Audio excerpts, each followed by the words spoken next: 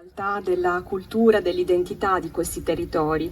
Sono dei momenti anche per riflettere su quella che è la nostra storia magari delle nostre famiglie, delle nostre aziende, che nel tempo hanno anche saputo coniugare quella che è la tradizione con la qualità e con la capacità di creare occasioni di incontro, di rendere il nostro borgo vivo, di dare delle offerte culturali che possano appassionare, che possano creare delle occasioni di confronto e di riflessione, no? E mettere insieme libri, insieme alla musica, insieme alla cultura enogastronomica, credo sia una grande ricchezza e anche la possibilità di fermarsi un attimo in un tempo che corre veloce. Lasciatemi sottolineare un interessante esercizio.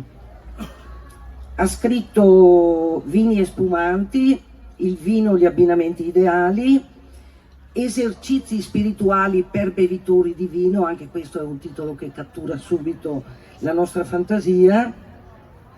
È stato insignito anche di varie rinnovante risposte che lui dà senza domande, ma le domande le trovate. Credo che sia bello partire da una parola, una semplice parola, e sviluppare un discorso che parta da quella parola, usando il vino come metafora, come pretesto per narrare. Io mi occupo di vino e quindi...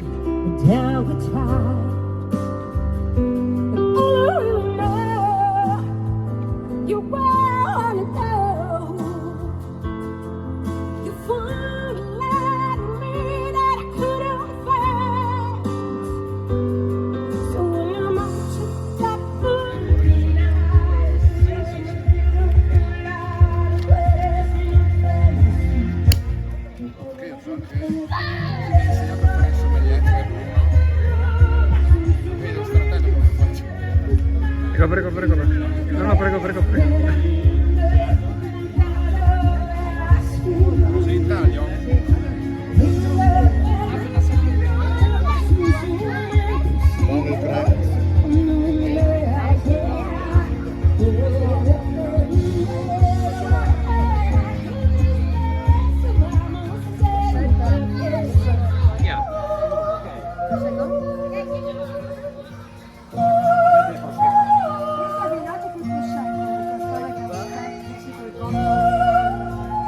Ordine, e sono contentissimo di portare qui Laura Ivan, che è stata pochi anni fa una mia allieva meravigliosa, no?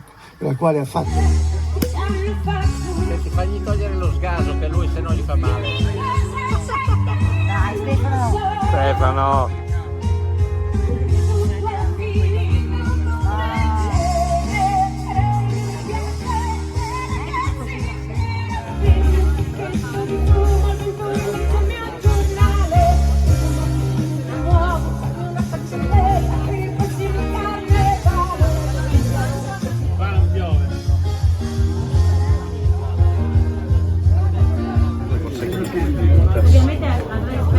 No, questo è il prosecco di pinna, si fa uno Chardonnay normale.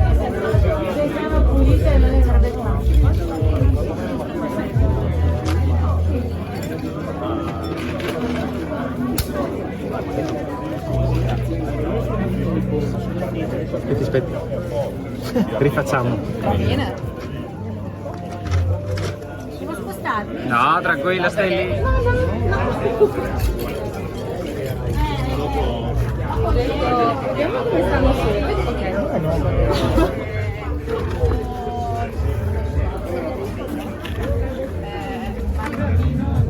Ecco qua.